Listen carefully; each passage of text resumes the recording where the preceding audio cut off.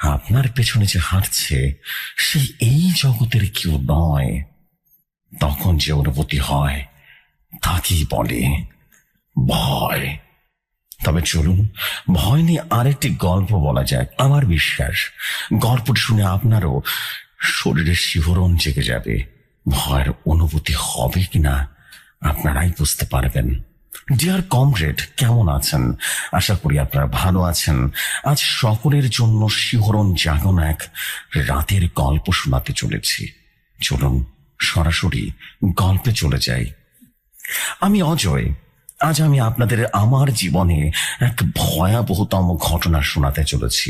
ঘটনাটি ঘটেছিল দুর্গাপূজায় অংশ নিতে বাড়ি ফেরার পথে। আমি কারণবশত আমাদের গ্রামের নামটি বলছি না, তবে ঘটনাটি 2005 সালে ঘটেছিল এটা বলতে পারি। আমি তখন ঢাকায় একটা কাজ করতাম। বাংলা আশ্বিন মাসের শুরু থেকে পূজার একটা আমেজ শুরু হয়ে যায় আমাদের গ্রামে, তাই একটু আগেই গ্রামে যাওয়ার জন্য রওনা দিলাম। তখন আশ্বিন মাসের অমাবস্যা, মহাপ্রলয় চলছিল। আমি কাজ শেষ করে রাতের শেষ ট্রেনে গ্রামের শহরতলিতে পৌঁছাই। এখান থেকে গ্রামে যেতে হলে বাসে করে 25 কিলোমিটার যেতে হবে। তারপর রিক্সা বা ভ্যান আর 3 কিলোমিটার পায়ে হেঁটে যেতে হবে। বাসে যখন বসেছি তখন মনে হয় রাত 10টা বা 10:30 হবে। গ্রামের কাছে যখন পৌঁছায় গভীর রাত হয়ে গিয়েছে। বাস আমাকে গ্রামের কাঁচা রাস্তার পাশে নামিয়ে অমাবস্যার এক অন্ধকারে বিলিয়ে গেল। এখান থেকে কিছুটা পথ হেঁটে যেতে হবে গ্রামের ছোট বাজারটাতে।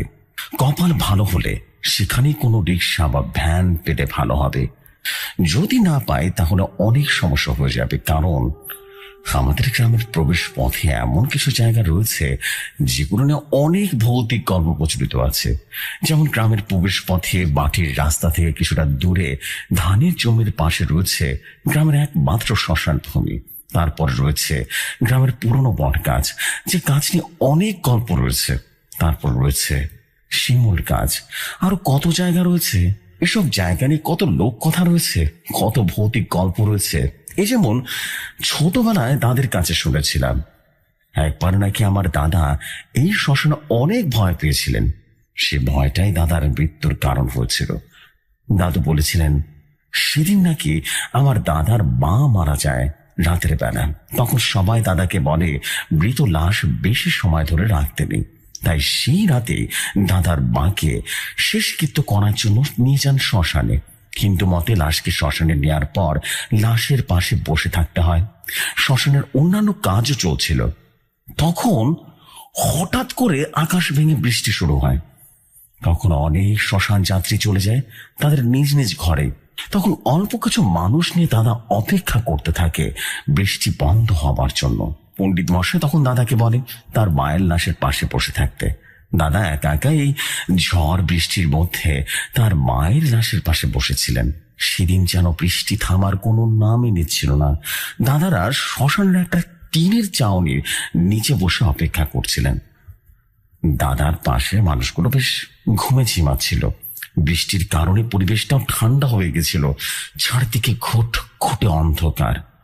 হঠাৎ হঠাৎ বৃষ্টির বিশাল বড় বজ্রপাত হচ্ছে, আর সে আলোতে শ্মশানের মধ্যখানে মাঝখানে ঝলকানিতে আলো চলে পড়ছিল।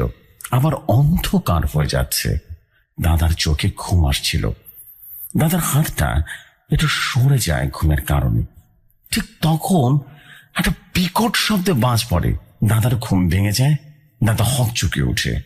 দাদা খেয়াল করে তার হাতটা লাশ থেকে সরে গিয়েছে। দাদার ঘুমের ঘরে আবারও লাশ ধরার জন্য হাত বাড়ায়, কিন্তু লাশের খাটিয়াটা কিছুই নেই। দাদা তাকিয়ে দেখে লাশের খাটিয়ায় শুধু পড়ে আছে সাদা কাফনের কাপড়টা। দাদা চিৎকার করে সবাইকে ডাকে। পণ্ডিত মশাই বলেন সর্বনাশ হয়েছে, দাদার মায়ের শরীরে প্রেত ধরেছে। পণ্ডিত মশাই দাদাকে অনেক বকাঝকা করলেন। সবাইকে বেশ সাবধান হতে বললেন, কারণ বিপদ এখন তাদের আশেপাশে। দাদার মায়ের শরীর নিয়ে ঘুরছে। পণ্ডিত মশাই কি সব মন্ত্র পড়তে শুরু করলেন। দাদা সবাইকে অনুরোধ করে তার মায়ের দেহ খুঁজতে। কেউ রাজি হচ্ছিল না। সবাই যেন এক প্রকার ভয়ে রাম রাম হয়েছিলেন। কিন্তু দাদা নিজের ভয়কে উপেক্ষা করে সবার নিষেধ অমান্য করে এই ঝড় বৃষ্টির মাথায় অন্ধকারে খুঁজতে বের হয়ে যায় তার মাকে। সবাই অনেক ডাকে, কিন্তু দাদার মাথায় তখন তার মায়ের দেহ রক্ষা করার ভূত চেপেছিল।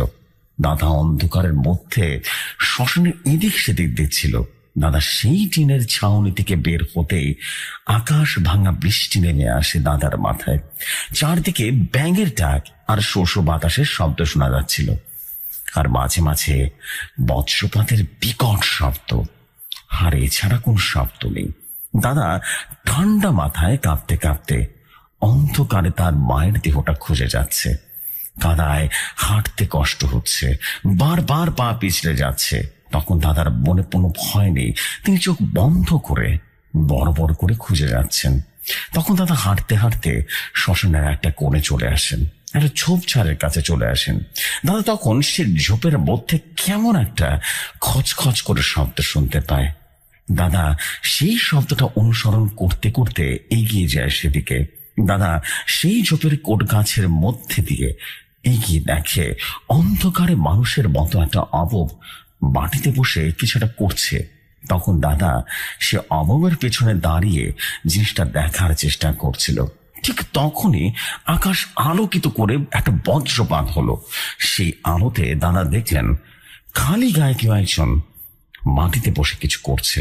সে খালি গায়ের মানুষের সামনে দুটো পা মাটিতে শুয়ে আছে। দেখলেন বিষয়টা এমন যেন কেউ একজন মাটিতে শুয়ে আছে, তার পাশে বসে আছে একজন খালি গায়ে বসে থাকা কেউ একজন, হেরে ধরে আছে। দেখে মনে হচ্ছে খালি গায়ের লোকটা কিছুটা খাচ্ছে কচমচ কচমচ করে। তখন আবার আকাশের আলো ঝলকানি হলো। তখন দাদা এগিয়ে গিয়ে দেখে যে খালি গায়ে যে মানুষটা বসে আছে সেটা কোনো সাধারণ মানুষ নয়। সে মানুষটি দাদার উপস্থিতি টের পেয়ে পেছনে তাকায় দাদার দিকে।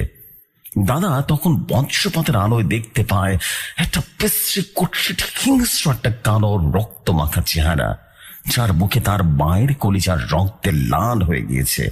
একটা মানুষরূপী পিশাচ তার চোখের সামনে তার মায়ের শরীর খোঁড়ে খোঁড়ে খাচ্ছে। দাদা এটা শুধু এক পলকের জন্য দেখেছিলেন। সঙ্গে সঙ্গে দাদা পিছিয়ে এসে চোখ বন্ধ করে চিৎকার করে ওঠে। দাদার চিৎকারে ঝড় বৃষ্টির মধ্যেও শ্মশান যাত্রীরা শুনতে পায়, এতটা জোরে চিৎকার দিয়েছিলেন। সঙ্গে সঙ্গে সবাই হারিকেন আর লাঠি নিয়ে খুঁজতে শুরু করে দাদাকে। তারা দেখতে পায় দাদার একটা চোখ বন্ধ করে বিকট চিৎকার করছে, আর তার থেকে দূরে মাটিতে পড়ে আছে দাদার মায়ের ক্ষত বিক্ষত দেহ। বৃষ্টির পানির সাথে রক্ত মিশে মাটিটা লাল হয়ে গিয়েছে। সেই রক্ত পানির সাথে বেশি গড়িয়ে পড়ছে চারদিকে। সবাই দাদাকে ডাকতে থাকে। দাদা ভয় ভয় চোখ করে দেখে আশেপাশে গ্রামবাসী ছাড়া আর কেউ নেই। মাটিতে পড়ে আছে তার মায়ের লাশ। দাদা পুরোহিত মশাইকে সমস্ত ঘটনা করে বললেন। তিনি বলেন, শ্মশানের লাশকে খুব পিশাচ আছে, আমাদের এখন জলদি এই লাশের শেষ কিন্তু সম্পূর্ণ করতে হবে। সবাই মিলে দাদার মায়ের দেহটা আবারও কাপড় পেঁচিয়ে নিয়ে আসে এবং টিনের ছাউনের নিচে নিয়ে আসে। কি করবে কিছুই বুঝতে পারছিল না। ঠিক তখনই আকাশ শান্ত হয়ে গেল, বৃষ্টিও কমে গেল। তখন পুরোহিত মশাই সবাইকে বললেন, শোনো শোনো, তোমরা তাড়াতাড়ি চিতা সাজাও, তেলের ব্যবস্থা করো, এছাড়া আর কোনো উপায় নেই, বুঝতে পেরেছ? তখন শ্মশানের ডোম অনেক তেলের ব্যবস্থা করে এবং চটজলদি চিতা সাজিয়ে লাশটা শুয়ে দেয়। দাদা মুখান্দি করলেন। হালকা শুকনো কাঠ আর তেল দেওয়ায় দাও দাও করে জ্বলে উঠল।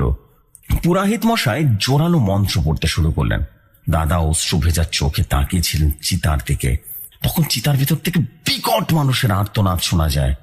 মনে হলো কোনো জীবিত মানুষকে আগুনে পোড়ানো হচ্ছে। হঠাৎ মৃতদেহটা চিতার উপরে সোজা হয়ে দাঁড়িয়ে যায়। তখন শ্মশানের ডোম এক বিশাল বাঁশ দিয়ে লাশটাকে পেছনে ঠেলে চিতায় নামিয়ে দেয়। পুরাহিত তার বঞ্চনা আরো বাড়িয়ে দিলেন।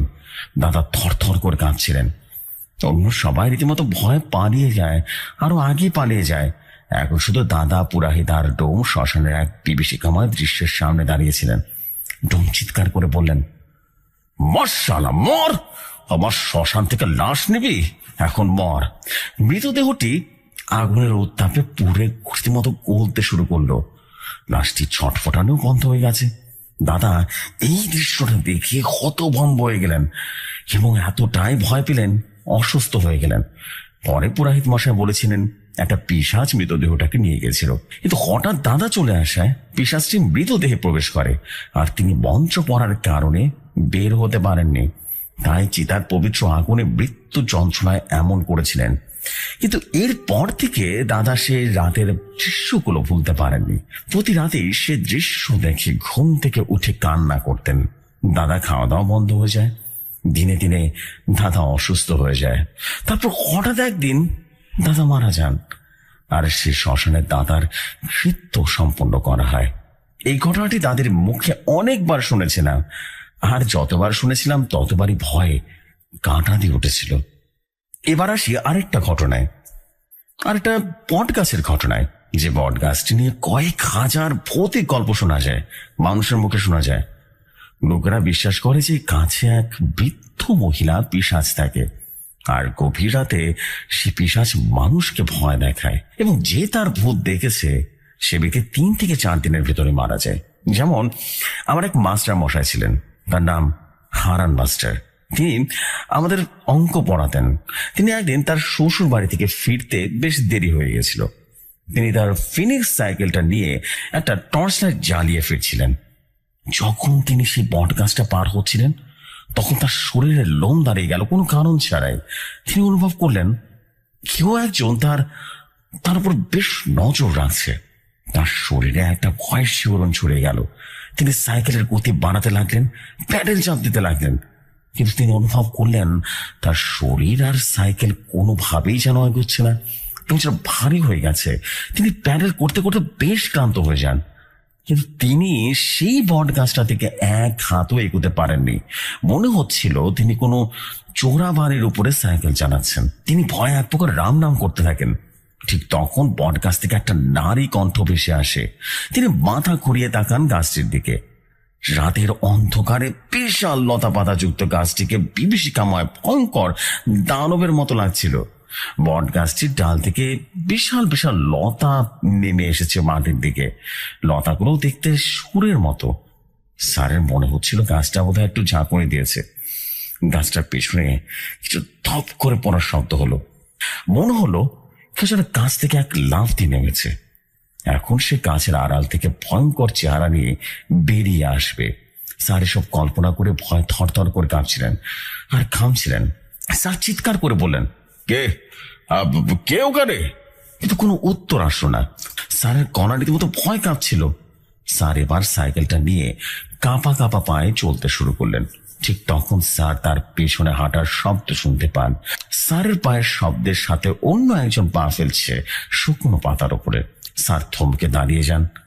ঠিক তখন পেছনের শব্দও থেমে যায়। স্যার বলে ওঠেন, আবার পেছনে নেবে না, আমার পেছনে নেবে না বলছি। আমাকে আমার রাস্তাতে যেতে দিন, যেতে দিন বলছি, আমার রাস্তায় যেতে দিন। আমি যেহেতু কোনো অপরাধ করে থাকি আমাকে ক্ষমা করুন, ক্ষমা করুন বলছি। এরপর স্যার আবারও চলা শুরু করলেন, কিন্তু পেছনের সে পায়ের শব্দ স্যারের পেছন দিয়েই চলছিল। স্যার তখন অনুনয় বিনয় করলেন, আমাকে যেতে দিন, আমি আর এই রাস্তায় আসবো না, আমাকে যেতে দিন, আমাকে যেতে দিন। কিন্তু সেদিন স্যারের পিছনে মৃত্যু লেগেছিল। স্যার ভয় ভয় কাঁদতে কাঁদতে রাম নাম নিতে থাকেন, কিন্তু পেছনের সে অস্তিত্ব ঠিক তখন পেছন থেকে খচখচ খচখচ করে শব্দ করছিল। স্যার সাইকেলটা ফেলে দৌড় লাগালেন, কিন্তু স্যার বারবার করে পেছনে সে বট গাছের নিচে ফিরে আসছিলেন। স্যার অনেক সময় ধরে দৌড়ে হাঁপিয়ে যান। তখন স্যার মাটিতে হাঁটু গেড়ে বসে পড়ে যান। ঠিক তখন ভয়ঙ্কর গা শিউরন্তা সেটা হাসি দিয়ে একটা বৃদ্ধা বুড়ি বেরিয়ে আসে গাছের আড়াল থেকে। বৃদ্ধার কুকরানো চামড়া, চোখের আগুনের আলো, চুলগুলো একদম যেন উজ্জ্বল সাদা। হাতে একটা লাঠি ঠক ঠক শব্দ তুলে এগিয়ে আসছে স্যারের দিকে। স্যারের কানে সে লাঠির ঠকঠকের শব্দ বিস্ফোরণের মতো শোনাচ্ছিল। স্যার আর নিতে পারলেন না। এমন ভয়ঙ্কর পরিবেশে নিজেকে আর থরও রাখতে পারছিলেন না। স্যার সে লাঠির ঠকঠকের শব্দ শুনতে শুনতে বেহুশ হয়ে যান। তার পরের দিন গ্রামের মানুষ স্যারকে খুঁজে পায়। স্যার যখন হুঁশ ফিরল, তখন তিনি সবাইকে রাতের সমস্ত ঘটনা বর্ণনা করলেন। এরপর থেকে স্যার মানসিক রোগী হয়ে যান, আর বেশ কিছুদিন পরে তিনি অজ্ঞাত এক কারণে মারা যান। আর যখন এই রাস্তা দিয়ে আমাকে যেতে হবে, সে কথাগুলো মনে পড়ে কেমন যেন ভয়ে শরীর কাঁপছিল এবং সমস্ত ঘটনা আমার বারবার রিকল হচ্ছিল। আমি আমাদের গ্রামের ছোট্ট বাজারটাতে এসে পৌঁছালাম। দেখলাম সকল দোকানপাট বন্ধ, একজন মানুষও কোথাও নেই, এক ফোঁটা আলো যেন কোথাও নেই। অমাবস্যার অন্ধকারে ছোট ছোট দোকানগুলো কেমন যেন ভয়ঙ্কর লাগছিল। আমার কেমন যেন মনে হচ্ছিল আজ এই অন্ধকার আমার জীবনের ভয়াবহ কিছুটা নিয়ে আসবে। মনের ভিতরে কেমন যেন একটা কু ডাকছিল। আমি মনে মনে মহামৃত্যুঞ্জয় মন্ত্র, হনুমান চল্লিশা শ্লোক, গায়ত্রী মন্ত্র, দুর্গা মাকে স্মরণ করে বাজার পেরিয়ে অন্ধকার মাটির রাস্তায় হাঁটা ধরলাম। হাতে দুটো ব্যাটারি লাইট নিয়ে চারদিকে এত নীরবতা যে আমি আমার হৃৎপিণ্ডের ধুকধুকানির শব্দ শুনতে পাচ্ছিলাম। হঠাৎ করে দূরে জঙ্গলের শিয়ালগুলো বিকট একটা আওয়াজ করে হুঙ্কার দিল। কিছু দূর আসতেই মাঠের মাঝে জোনাকি পোকা আর ঝিঝি পোকার শব্দ শুনতে পেলাম। তখন হঠাৎ করে আমার পেছন থেকে একটা পরিচিত কণ্ঠে ডাক শুনলাম। একটা ঠান্ডা বাতাস মাথার চুল থেকে পায়ের তালু পর্যন্ত বয়ে যায়। কারণ দাদির মুখে শুনেছিলাম অন্ধকার রাস্তায় কেউ পেছন থেকে ডাকলে তাকাতে নেই, এটা নির্ঘাত পিশাচ হয়। আমার মনে তখন পিশাচের ভয় জেগে বসছে। আমি হাঁটার গতি বাড়িয়ে দিলাম। সে ডাকের জোর বাড়ালো। আমি এক প্রকার দৌড় লাগালাম আর সেও ডাক আমার পেছনে দৌড়ে আসছে। আমি রাম রাম রাম রাম করতে করতে দৌড়াচ্ছি। ঠিক হঠাৎ করে আমার কাঁধে একটা ঠান্ডা হাত পড়লো। আমি রীতিমতো বেহুশ হওয়ার মতো অবস্থা হলো। আর তখন মাথা হালকাটা চাপড়ি মেরে কেউ যেন বলে উঠলো, ওরে বদমাইশ, আর কত দৌড়াবি? তুই কি তোর সমস্ত শক্তি দিয়ে দৌড়ালে পারবি? পারবি না। আমি কণ্ঠটা চিনতাম, কিন্তু আমার মনে হলো আমি কি সেটা বুঝতে পারছি না। মনের ভিতর ভয় যেন আরো ঝেঁকে বসলো। আমি বললাম, দৌড়ে পারবো না মানে কি? তখনও পেছনে তাকাচ্ছি না, ভয় থর থর করে কাঁপছি। ঠিক তখনই আমার হাত থেকে লাইটটা পড়ে গিয়ে পাশের জমিতে পড়ে যায়। সঙ্গে সঙ্গে লাইটটা বন্ধ হয়ে যায়। বলে না, যেখানে মৃত্যু ভয় সেখানেই সন্ধ্যা হয়। আজ আমার সাথে কথাটা কেমন যেন মিলে গেল নাকি। আমি কম্পিত কণ্ঠে বললাম, কে? বলুন না আপনি কে? উত্তর এলো, আরে ভিতু, আমি তোর অসীম কাকা। অসীম কাকা? অসীম কাকাকে আমি খুব ভালো করে চিনতাম। উনি আমাদের পাশের বাড়ির এক কাকা। আমি জানতাম তিনি অনেক রাত পর্যন্ত বাইরে থাকতেন। আমি যখন পরিচয় পেলাম আমার মনে কিছুটা শান্তি অনুভব করলাম। আমি পেছনে ঘুরে তাকালাম, কাকার দিকে দেখলাম। আমি তখন অন্ধকারের কারণে কাকার চেহারাটা ঠিকঠাক মতো দেখতে পেলাম না। আর আমার হাতের লাইটটা পড়েছে কোথাও সেটাও এক প্রকার খুঁজে পাওয়া অসম্ভব। কাকার শরীর থেকে পোড়া মাংসের একটা গন্ধ পাচ্ছিলাম, কিন্তু কাকাকে এই ব্যাপারে কিছুই জিজ্ঞেস করলাম না। মনে করলাম কাকা হয়তোবা পোড়া মাংস খেয়েছে। এমনটা আমাদের গ্রামে হরহামেশা হয়ে থাকে। আমরা অনেকবার মানুষের বাড়ি থেকে হাঁস মুরগি চুরি করে পুড়িয়ে বা রান্না করে খেতাম। কাকাও হয়তোবা ওই সময় চুরি করে খেয়েছি, তাই এমন পোড়া গন্ধ বেরোচ্ছে। আর রাত তো অনেক হয়েছে। আমি কাকার সাথে কথা বলতে বলতে হাঁটা লাগালাম। আর কিছুটা পথ গেলেই সে শ্মশান ঘাট। আমাদের সামনে এখন রাস্তার পাশে একটা বন্য গাছের জঙ্গল। আমি অন্ধকারে সেদিকে তাকালাম। বিশ্বাস করুন আর না করুন, আমি অন্ধকারের মধ্যে লাল আগুনের মতো জ্বলন্ত একটা চোখ দেখলাম। আমি কাকাকে সেই চোখগুলো দেখাতে চাইলাম। কাকা আমাকে বলল, কোনো দিকে তাকাবি না, কোনো দিকে না। কাকা তখন চিৎকার করে বলল, এই তোরা যেওস না কেন? আমাদের পথে আসবি না, আসবি না, আমাদের রাস্তা ছেড়ে দে, ছেড়ে দে। ওর সাথে আমার কাজ আছে, তোরা চলে যা, যা ভাগ এখান থেকে। আমি কাকার কথা শুনে যেন হতভম্ব। কাকা কার সাথে কথা বললো? আমার মাথায় বারবার শুধু ওর সাথে আমার কাজ আছে। কিসের কাজ? এই শব্দগুলো যেন আমার মাথার ভেতর করছিল। কাকা আমার সাথে অনেক কথা বলছিলেন। একটা সময় আমার শ্মশান থেকে কিছুটা আগে বাঁশবাগানের সামনে এসে পৌঁছালাম। আমি এবং কাকা দেখলাম বাঁশবাগানের বেশ কিছু বাঁশ রাস্তার উপরে শুয়ে আছে। কাকা আমার হাত ধরে দাঁড় করিয়ে দিলেন। আমি জানতাম কাকা কেন দাঁড়িয়ে গেছে। গভীর রাতে রাস্তার যদি বাঁশ লুটিয়ে পড়ে থাকে তাহলে তার উপর দিয়ে যেতে নেই। আমার মনের ভিতরে ভয় জেগে গেল। আমি কাকাকে বললাম, কাকা এখন কি হবে? কাকা বললেন, আরে আরে বলিস না, গ্রামের টুকুনি চোর বইরে প্রেতের জনি নিয়ে এখানে মানুষ ভয় দেখে বেড়াচ্ছে। আমি বললাম, কি বললেন কাকা? ঠিক বুঝলাম না। কাকা বললেন, আরে ওই গ্রামের টুকুনি চোর আছে না, তাকে তো গ্রামের মানুষ পিটিয়ে মেরে ফেলেছে কিছুদিন আগে। এখন তার ভূত রীতিমতো মানুষের ভয় দেখে বেড়েছে, বুঝতে পেরেছিস? দেখ, এখন আমাদের ভয় দেখাতে এসেছে। তুই দাঁড়া, আমি দেখছি সারা চোরটায় কোথা লুকিয়ে আছে। তুই দাঁড়া এখানে, কেমন? কাকা আমাকে এই কথাটা বলে অন্ধকার রাস্তায় দাঁড়িয়ে এগিয়ে যাচ্ছেন একেবারে বাঁশ বাগানের ভিতরের দিকে। এখানে আমি এক চুটকির চোরটাকে একেবারে বলে দিই, বুঝতে পেরেছিস? আসলে আমাদের গ্রামে একটা চোর রয়েছে। সে চোরের আসল নাম পলাশ, কিন্তু সে শরীরে খাটো, অর্থাৎ তার শরীরের উচ্চতা মাত্র 3 ফুট। তাই গ্রামের মানুষ তাকে টুকুনি চোর বলেই ডাকে। সে গ্রামের মাটি এবং টিনের ঘরগুলো মাটির নিচ থেকে সুড়ঙ্গ করে চুরি করে। এই চুরিকে আমাদের গ্রামে শিং কাটা বলে ডাকে। এই ছিল পলাশ অর্থাৎ টুকুনি চোরের বর্ণনা। কাকা বাঁশ বাগানে যাওয়ার কিছু সময় পর ধস্তাধস্তির শব্দ শুনতে পেলাম। মনে হচ্ছে দুজন লোক রীতিমতো লড়াই করছে। আমি কি করব কিছু বুঝতে পারছিলাম না। আমার মনে হলো কাকার পুরো ভূত বা জিনের আক্রমণ হয়েছে। আমি কি এগিয়ে যাবো? এমন দ্বিধায় পড়ে আমি রীতিমতো কাঁচুমুচু করছিলাম। ঠিক তখনই ধপ করে একটা শব্দ হলো। মনে হলো কাউকে বস্তার উপরে আছাড় দেওয়া হয়েছে। আমি ভয় থরথর করে কাঁপতে শুরু করলাম। আমার মনে হলো এবার আমার পালা। আমি খারাপ কিছু হওয়ার জন্য অপেক্ষা করছিলাম। ঠিক তখন বাঁশ বাগান থেকে কাকা বেরিয়ে এলেন হাঁপাতে হাঁপাতে।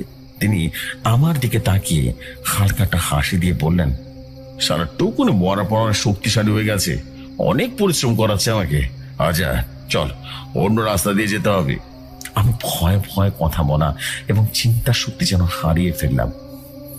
তাই কাকা যা বলল তাই করতে লাগলাম।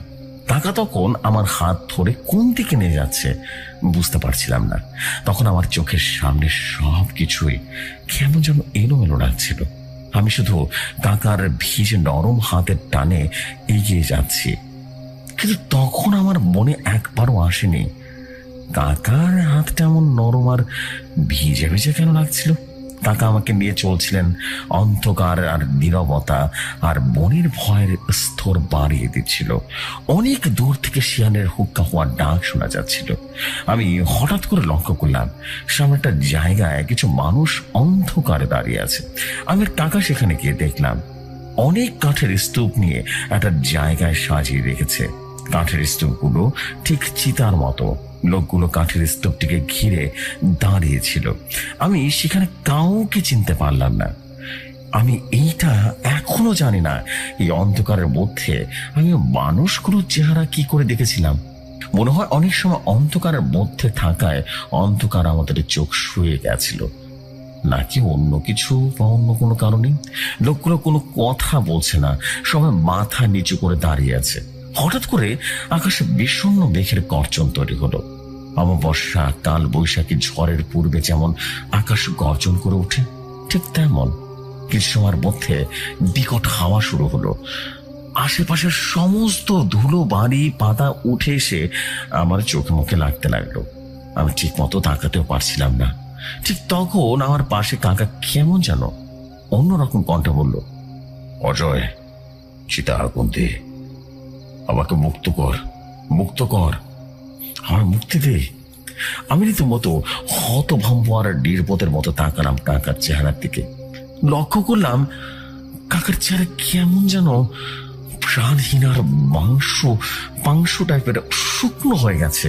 আমি ভয় কাকার হাত থেকে হাত ছড়িয়ে পিছিয়ে গেলাম। ঠিক তখন আকাশে গর্জন করে বর্ষের আওয়াজ আর আলোর ঝলকানিতে চোখ ধাঁধিয়ে দিল। কাকা সেই পঙ্কু চেহারা গিয়ে আমার দিকে তাকালো। বজ্রপাতের আলোয় কাকার চেহারা ভালো করে দেখলাম। কাকার চোখ শূন্য, চোখ দুটো রীতিমতো শুকিয়ে চামড়া ঝুলে গেছে। এখনো বৃষ্টি হয়নি, কিন্তু কাকার শরীর থেকে পানি পড়ে মাটিতে ভিজে যাচ্ছে। কাকার শরীর থেকে যেন ঝর্ণার সৃষ্টি হয়েছে। হাওয়ার বেগ আরো বেড়ে গেছে। এখন বুঝি আকাশ ভেঙে বৃষ্টি হবে। ভয়ে আমার পা থেকে মাথা পর্যন্ত ঠান্ডা হয়ে গেছে। কাকার শুকনো হাত আমার হাতের দিকে রীতিমতো বাড়িয়ে দিল। কাকার চম্পির মতো হেলে ধুলে আমার দিকে এগিয়ে আসছে আর বলছে, অজয়, চিতায় আগুন দে, আমায় মুক্তি দে, আমায় মুক্তি দে। আমি আর নিতে পারলাম না। হঠাৎ আকাশ থেকে পানির ফোঁটা এসে পড়লো আমার মুখের উপরে। আমি হুঁশ ফিরে পেলাম। আমাকে পালাতে হবে, আমাকে পালাতে হবে। আমি এই কথাটা যেন বারবার মনে মনে বলছিলাম। আর তখন সেখানে থাকা মানুষগুলো একসাথে বলতে থাকে, মুক্তি দাও, মুক্তি দাও, মুক্তি দাও, মুক্তি দাও। ওই সকল লোকগুলো একসাথে তাদের মাথা আমার দিকে ঘুরিয়ে ফেললো। সকলের চেহারা মুহূর্তের মধ্যে পরিবর্তন হয়ে গেল। পচে যাওয়া গলা মাংসগুলো ছুঁড়ে আছে মুখের রক্ত নালী আর স্নায়ুর সাথে। রক্ত গলার চর্বি আর পুজ গলে গলে পড়ছিল। চোখগুলো গলে ঝুলে একেবারে আমার আমার মুখের কাছে পড়ছিল। মাথার চামড়া পুচে মাথার স্কেলগুলো রীতিমতো দেখা যাচ্ছিল। মুখের চেয়ালগুলো রীতিমতো আরো শব্দ করছে, মুক্তি দাও, মুক্তি দাও, মুক্তি দাও। আমি চোখ বন্ধ করে দৌড় লাগালাম। আমি জানি না আমি কোন দিকে দৌড়াচ্ছি। আকাশ তখন বারবার বজ্রপাত হচ্ছিল। বাতাসের সাথে বৃষ্টি বেড়ে চোখ খোলা রাখতে কষ্ট হচ্ছিল। মাটি ভিজে পিচ্ছিল হয়ে গিয়েছে।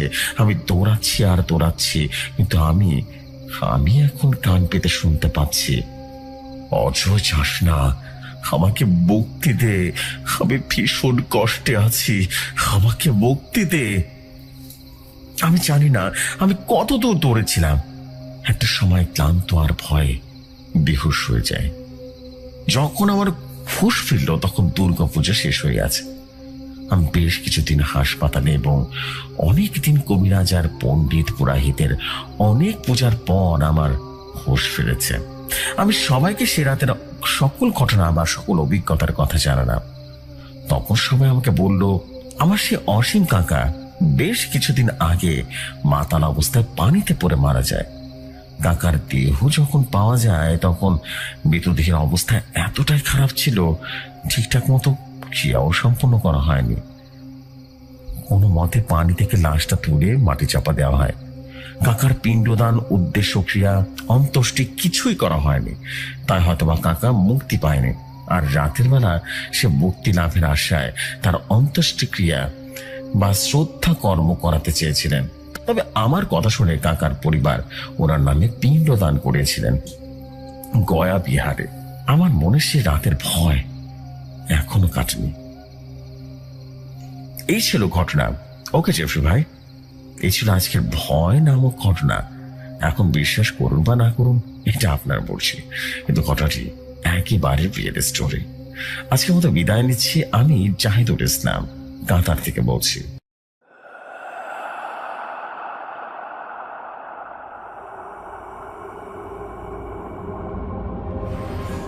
ওয়ালাইকুম আসসালাম প্রিয় জাহিদ ভাই, thank you very much for beautiful story. Oh my God, অনেক দিন পর একটা গ্রাম বাংলার হাড়হিম করা ঘটনা পেলাম। মনে হলো ওয়েল ইয়েস এক্স্যাক্টলি এই স্টোরি তো চাই, এই স্টোরির মতন স্টোরি চাচ্ছিলাম। ওয়াও, একদম চোখের সামনে ঘটছিল ঘটনাটা, মনে হচ্ছিল এত সুন্দর detailing story. Oh my God, what a beautiful story bro. Just উড়ে গেছে স্টোরি, সত্যি কথা বলি, জাস্ট উড়ে গেছে স্টোরিটা। বিউটিফুল মারদাঙ্গা স্টোরি ছিল man. Wow, beautiful story man. Thank you very much Zahidul Islam ভাই, থ্যাংক ইউ ভেরি মাচ। অনেক অনেক অনেক ভালোবাসা তোমার জন্য। অ্যান্ড আমি চাই যে বেশি জোস স্টোরি কিন্তু আমরা সামনে আরো বেশি শুনবো। This is the fact. And এই ধরনেরই কিন্তু স্টোরি চাই আমি সবসময় চাই যে হাড় হিম করা ক্রিপি সব স্টোরি থাকবে। সত্যি this is amazing amazing. Thank you very much. অনেক ভালো লাগছে অ্যান্ড আশা করছি আপনাদের সবার কাছে ঘটনাটি অনেক ভালো লেগেছে। এরকম আরও যারা যারা ঘটনা শুনতে চান গ্রাম বাংলার হরর স্টোরি, তারা কিন্তু অবশ্যই কমেন্ট করবেন। আমি চাই যে জাহিদ যে ঘটনাগুলো লেখে আমাদের জন্য, মাই গড দিস ইজ মানে পাওয়ারফুল স্টোরি হয়, মারাত্মক পাওয়ারফুল স্টোরি কিন্তু আমরা শুনতে পেয়েছি ভাইয়ের কাছ থেকে। সো আমি বলবো যে আপনারাও যারা যারা শুনছেন বা জাহিদ ভাইয়ের অনেক বড় ফ্যান, তারা কিন্তু অবশ্যই কমেন্ট করবেন এবং অবশ্যই যেটা করবেন সেটা হচ্ছে সর্বোচ্চ শেয়ার করার চেষ্টা করবেন। আর আপনারা ইন্সপায়ার যদি হয়ে থাকেন তাহলে এই ধরনের ঘটনা দেখবেন। আমি চাই যে ভৌতিক কথায় খুব ক্রিপি হরফাইড স্টোরিগুলো আসুক, সেটা সবচেয়ে বেশি সুন্দর হয়। আমরা তো সব ধরনের স্টোরি শুনি, কিন্তু ক্রিপি স্টোরিগুলো কিন্তু পাওয়া যায় না, খুব টাফ। সেই জন্য বলবো যে সবসময় চেষ্টা করবেন যে সেরা সেরা ঘটনাগুলো, এই ধরনের গ্রাম বাংলার হরর স্টোরিগুলো কালেক্ট করা। সো এই ছিল বিষয়, আমি দেরি করবো না, আমি চলে যাচ্ছি পরবর্তী ঘটনায় যাই। Thank you very much. তোমার একটি স্টোরি কিন্তু আমার কাছে অলরেডি লিস্টেড আছে, ইনশাল্লাহ সেটাও শেয়ার হয়ে যাবে নেক্সট উইকের সোমবারে। সো এই হচ্ছে বিষয়, আর দেরি করবো না, চলে যাচ্ছি আমরা আজকের এপিসোডের পরবর্তী ঘটনায়।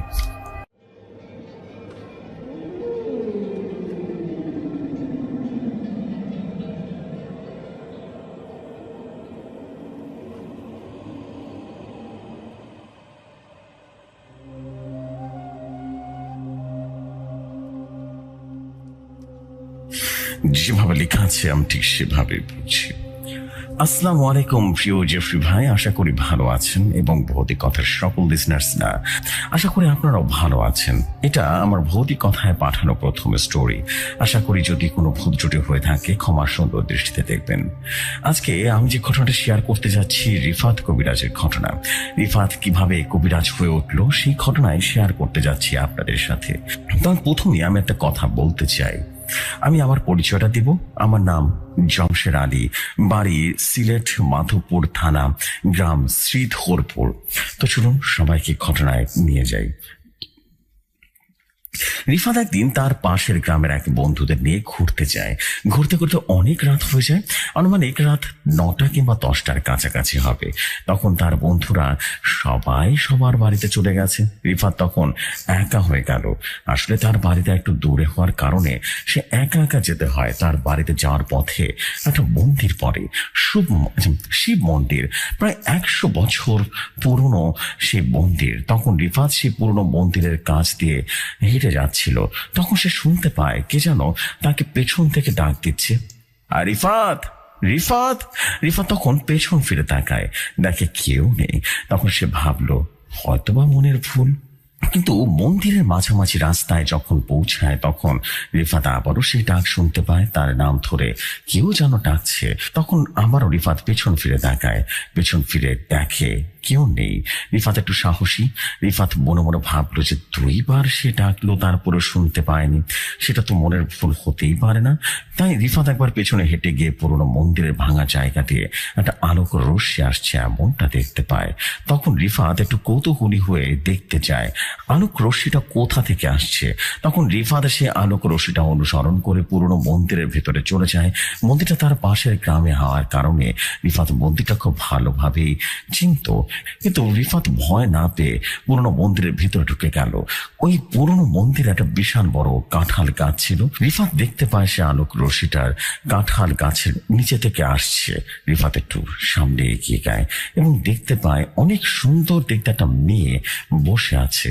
তখন রিফাত একটু ভয় পেয়ে যায়। হঠাৎ করে সে মেয়েটাকে দেখে এবং রিফাত একটু সাহসী ছিল, তাই নিজেকে সামনে নিয়ে মেয়েটাকে বলে উঠলো, কে আপনি? তখন সে মেয়েটা আর কোনো উত্তর দেয় না। রিফাত ভাবলো দূর থেকে বলাই মেয়েটা হয়তো বা শুনতে পায়নি। তখন রিফাত সে মেয়েটার সামনে যায় এবং রিফাতের নাকে খুব মিষ্টি একটা সুঘ্রাণ লাগে। তখন রিফাত আবারও সেই মেয়েটাকে বলল, কে আপনি? তখন সে মেয়েটা রিফাতের দিকে তাকায়। রিফাতে দেখতে পায় সেই মেয়েটা অনেক সুন্দরী এবং গায়ের রং এতটাই ফর্সা ছিল মনে হচ্ছিল যেন টোকা দিলে রক্ত জোয়ার মতো রক্ত ঝরবে। রিফাত এক নজরে তাকিয়ে থাকতে লাগলো। তখন সে মেয়েটা রিফাতকে বলে উঠলো, আমার নাম সুমাইয়া পরি। তখন রিফাত ভাবলো সে মেয়েটা হয়তো তার সাথে মজা করছে। তখন রিফাত মেয়েটাকে উদ্দেশ্য করে বলল, আপনার নাম সুমাইয়া বুঝতে পারলাম, কিন্তু আপনি যদি পরি হয়ে থাকেন তাহলে এখানে কি করছেন? তখন সুমাইয়া বলে উঠল, আমি আপনার সাথে মজা করছি না, সত্যি আমি একজন পরি। আমার নাম সুমাইয়া, আমি একজন ইফরিত জাতের পরি। আমার বাবা মাকে একজন শয়তান তান্ত্রিক বন্দি করেছে, আর তান্ত্রিকের কথা মাত্র আমার বাবা মা খারাপ কাজ করতে অনেক জোর করা হচ্ছে। মানা করলেও দেয়, কিন্তু কোনো লাভ হয় না। আমার বাবা মা যখন মারতে যাবে সেই তান্ত্রিককে, তখন সেই জায়গায় অনেক ঝড় তুফান শুরু হয়ে যায়, আকাশটা কালো মেঘে ঢেকে যায়। তখন সেই মেঘের ভেতর থেকে বিজলি গর্জন করতে শুরু করে, আর কিছুক্ষণের মধ্যেই মেঘগুলো কাটিয়ে একটা আগুনের কুণ্ডুলি পাকিয়ে আকাশ থেকে মাটিতে পড়লো। সে আগুনের কুণ্ডি পড়তেই সাদা আলোতে চারিদিকে আলোকিত হয়ে ওঠে, আর তার মধ্য থেকে একজন যুবক বের হয়ে আসে। সেই যুবকের মাথায় ছিল সাদা পাগড়ি আর পরনে ছিল সাদা জুব্বা। সেই যুবকের মুখটা এতটাই সুন্দর ছিল যে একবার দেখবে তার দিকে চেয়ে থাকবে, মনে হবে সারাক্ষণ তাকিয়ে থাকে। সেই তান্ত্রিক বলে উঠল, কে তুই, আর এখানে কি করছিস? তখন সে যুবক এক গম্ভীর গলায় বলে উঠল, আমি সে যে যে বাবা আমাকে বন্দি করেছিস তাদের সন্তান আমি। তখন সে তান্ত্রিক বলে উঠল, তাই নাকি? তোর নাম কি? তখন সে যুবক বলে উঠল, আমার নাম তারেক। এখন ভালো ভালো বলছি, তুই আমার বাবা মাকে ছেড়ে দে, নয়তো আমি তোকে কিন্তু মেরে ফেলবো। তখন সে তান্ত্রিক অট্ট হাসিতে মেতে উঠলো আর বলল, তুই আমাকে মারবি? তোর ক্ষমতা এখনো হয়নি। তখন সে যুবকটা হাসতে লাগলো আর বলল, ঠিক আছে, দেখা যাবে কে কাকে মারে। তখন সে তান্ত্রিক তার নরখাতক পিশাচগুলোকে বলে উঠলো, এই তোরা এই জানোয়ারের বাচ্চাকে ছিঁড়ে ছিঁড়ে খা। তান্ত্রিকের হুকুম পেয়ে সে নরখাতক পিশাচগুলো সে জিনকে রীতিমতো এগিয়ে আসছিল। জিন পূর্ণসুক্ত পায়নি, কারণ তার 18 বছর পূরণ হতে আর 2 মাস বাকি ছিল। তখন সে তারেক জিন তার যতটুকু ছিল শক্তি ছিল ততটুকু দিয়ে নরখাতক পিশাচগুলোকে একটা একটা করে ধরে তাদের মাথা থেকে দেহটা আলাদা করে দিচ্ছিল। এমন সব নরখাতক পিশাচগুলোকে মেরে ফেলল তারেক জিন, এবং সে আহত হয়ে গেল। তখন সে তান্ত্রিক কি যেন মনে মনে পড়লো আর আহ্বান করলো। তখন একটা বোটকা পচা গন্ধ দুর্গন্ধ দেখতে পায়, একটা বিশাল বড় দানব সেখানে উপস্থিত হয়ে গেল, এবং তার শরীর গঠন ছিল এরকম যে মাথা দিয়ে 2টা জ্বলন্ত আগুনের শিং বের হয়ে আছে, আর মুখ দিয়ে অনবরত লালা ছুটছে। তার শরীরটা মানুষের মতো হলো, তার মাথাটা ছিল গরুর মতো। আর তান্ত্রিক সে দানব আকৃতির জিনটাকে বলল, যা জানোয়ার বাচ্চাকে আমার কাছে নিয়ে আয়। তখন সে জিনটা তারেক জিনকে মুহূর্তে নিয়ে চলে যায়। তারেক জিন কিছু বুঝে ওঠার আগে জিনটাকে অনেক লাথি মারে, অনেক দূরে পড়ে যায়, এমনকি আহত হয় দানবের না থেকে। তখন তারেক জিন এতটাই আহত হয় যে শোয়া থেকে উঠতে পারছিল না। তারপর সে তান্ত্রিক তাকে মন্দিরের ভিতরে সেই কাঁঠাল গাছে বন্দি করে দেয়, এবং আমার বাবা মাকে তান্ত্রিকের কথা না শোনার কারণে সে তান্ত্রিক মেরে ফেলে। তাই বলে সুমাইয়া পরি কাঁদতে লাগলো। তখন রিফাত সুমাইয়া পরীকে বলল, সবই তো বুঝলাম, এখন আমি কি করতে পারি? তখন সুমাইয়া পরি বলল, আমার ভাই তারেক জিনকে বন্দি করেছেন, তা যাতে পূর্ণ শক্তি আসার আগে তাকে মুক্ত না করতে পারে। রিফাত তখন বলল, তো এখন আমি কি করব? সুমাইয়া পরি বলল, একজন মানুষ পারে আমার ভাইকে, মানে আরেকজন জিনকে মুক্তি করতে। তখন রিফাত বলল, কিভাবে মুক্ত করব তোমার ভাইকে? তখন সুমাইয়া পরি বলল, জমজমের পানি যদি এই কাঁঠাল গাছের কাছে ছিটিয়ে দেওয়া হয় তাহলে মুক্তি পাবে আমার ভাইকে, আমার ভাই তারেক জিন। তবে এইখানে একটা সমস্যা আছে। রিফাত বলল, কি সমস্যা? সুমাইয়া পরি বলল, যে সময় জমজমের পানি এই কাঁঠাল গাছে ছিটিয়ে দিতে হবে সেই সময়টা হতে হবে রাতের 3য় প্রহর, আর একা এই কাজটাই করতে হবে। এখন আপনি কি করবেন, নাকি মুক্ত করতে পারবেন আমাকে জানান, তাহলে সারা জীবন আমি আমার ভাই আপনার বন্ধু হয়ে থাকবেন। তখন রিফাত বলল, আমি সবই বুঝলাম, আমার কাছে এই মুহূর্তে জমজমের পানি নেই, আমার দাদুর কাছে আছে। আমাকে বাড়িতে যেতে হবে, জমজমের পানি নিয়ে আসতে হবে। তুমি কোনো চিন্তা করো না, আমি রাতের 3 প্রহর হতেই জমজমের পানি নিয়ে আসবো। এখন তাহলে যাই, রাত 3টার পর হতেই আমি জমজমের পানি নিয়ে আবারও আসবো, ঠিক আছে? তখন সুমাইয়া পরি বলল, আচ্ছা ঠিক আছে রিফাত, আপনি যান, রাতের প্রহরের মধ্যেই আপনি কিন্তু চলে আসবেন। এবারে সুমাইয়া পরি বিদায় নিয়ে তার বাড়িতে চলে যেতে লাগলো, এবং বাড়িতে গিয়ে কাউকে কিছু না বলে দাদুর কাছ থেকে রিফাত জমজমের পানি এক বোতলে পরে এবং তার কাছে নিয়ে আসলো। রাতে যখন 2টা প্রহর, তখন রিফাত দরজাটা খুলে বাইরে গিয়ে দরজা লাগিয়ে জমজমের বোতলটা হাতে নিয়ে যেতে লাগলো সেই মন্দিরের কাছে। মন্দিরের কাছে পৌঁছতে রাতের 3 প্রহর শুরু হয়ে গেল। আর তখন রিফাত কিছু না ভেবে রাতের জমজমের পানিগুলো নিয়ে গাছের দিকে চলে যেতে লাগলো। সেই কাঁঠাল গাছের কাছে গিয়ে দেখে সুমাইয়া পরি তখনও বসে আছে। সুমাইয়া পরি রিফাতকে দেখে বলে উঠলো, আপনি এসেছেন, আর দেরি করবেন না, তাড়াতাড়ি জমজমের পানি এই গাছের মাঝে ছিটিয়ে দেন। তখন রিফাত আর দেরি না করে সে কাঁঠাল গাছের মাঝে ছিটিয়ে দেন। তখন সেই গাছ থেকে একটা আলোক রশ্মি বের হতে থাকে, মাটিতে নেমে আসে, আর সেই আলোক রশ্মি থেকে বেরিয়ে আসে তারেক জিন। তার মাথায় ছিল সাদা পাগড়ি আর পরনে ছিল সাদা জুব্বা। তখন তারেক জিন রিফাতকে সালাম দিল আর বললো, আসসালামু আলাইকুম, কেমন আছেন? রিফাত তখন বললো, ওয়ালাইকুম আসসালাম, ভালো আছি। আপনি ভালো আছেন তো? এই ব্যাপার তো এই ব্যাপারে সুমাইয়া পরি আপনার বোন সবকিছু আমাকে বলেছে। আচ্ছা তারেক সাহেব, তাহলে আমি এখন যাই, আমার তো কাজ শেষ, আমাকে বাড়ি ফিরতে হবে। তখন তারেক জিন বলল, আচ্ছা ঠিক আছে, আমি তোমার বাড়িতে দিয়ে আসছি। তখন রিফাত বলল, আচ্ছা ঠিক আছে। তখন তারেক জিন চোখের পলক ফেলতে বাড়িতে নিয়ে যায় রিফাতকে এবং বললো, আমি একদিন আপনাকে স্বপ্নে একটা দোয়া শিখিয়ে দেবো, এই দোয়াটা যখন পড়বেন তখন আমি উপস্থিত হব, আমাকে ডাকতে পারবেন, ঠিক আছে? এই বলে সে চলে যায় এবং বলে দেয় যে একটা তসবিহ দেবো, তসবিতে 3 বার ফু দিলে আমি চলে আসবো, তাহলে এখন আমি যাই। রিফাত বলল, ঠিক আছে। তখন তারেক জিন বলল, রিফাতকে সালাম দিয়ে চলে যায়, তারপর ঘুমাতে চলে যায়। সারা রাত সজাগ থাকার পরেও ঘুম চলে আসে। তারপর রিফাতের স্বপ্নে আরেক জিন এসে রিফাতকে সেই দোয়াটা শিখিয়ে দেয় আর বলে, এটার পর তসবিতে 3 বার ফু দিলে আমি তোমার সামনে চলে আসব। তখন তারেক জিন আবারও বলে উঠলো, আমি আরেকটা দোয়া শিখিয়ে দিচ্ছি, এই দোয়াটা রাতের প্রহরে, দ্বিতীয় প্রহরে বা তৃতীয় প্রহর পর্যন্ত টানা 7 দিন পড়লে তুমি একজন কবিরাজ হয়ে উঠবে, তোমার আশেপাশে ভালো খারাপ জিনগুলোকে তুমি দেখতে পাবে। বন্ধু আমি এখন যাই, আসসালামু আলাইকুম। এই বলে সে জিন চলে যায় স্বপ্নের ভেতর থেকে এবং রিফাতের ঘুম ভাঙে। সেই তাবিজটা পানিশের কাছ থেকে দেখতে পায়, সে দোয়া পড়ে রিফাতের মনে পড়ছিল সে দোয়ার তৃতীয় প্রহর এবং দ্বিতীয় প্রহর টানা 7 দিন পড়লো। পরের দিন সকাল হতে রিফাত কবরস্থানের পাশ দিয়ে হেঁটে যাচ্ছিল, সে দেখতে পায় কবরস্থানের মধ্যে একজন জিন। সে বুঝতে পারলো এটা কোনো মানুষ নয়, এটা একজন ভয়ঙ্কর, এবং সে তখন বুঝতে পারলো যে সে একজন সাধারণ মানুষ নয়, সে একজন কবিরাজ হয়ে উঠেছে। তো যে সময় এটাই ছিল আমার ঘটনা। যদি প্রতি কথা শেয়ার করার মতো হয় তাহলে শেয়ার করে দেবেন। প্রথমবারের মতো কোনো ঘটনা পাঠিয়েছে তাই এতটুকু লিখতে পারিনি, সবাই ভুল ত্রুটি হলে ক্ষমা সুন্দর দৃষ্টি দেখবেন। আসসালামু আলাইকুম, আমি জমশেদ আলী, গ্রাম শ্রীধরপুর।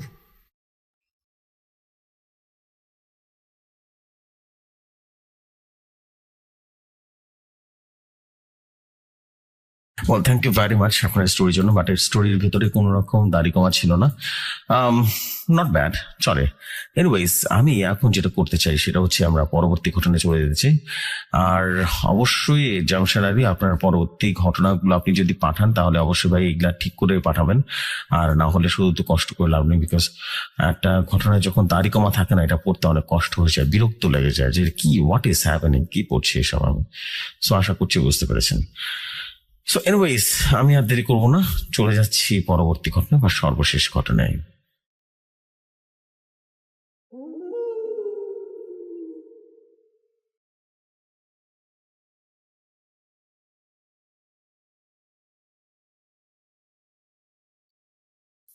যেভাবে লেখা আছে আমি ঠিক সেভাবে পড়ছি।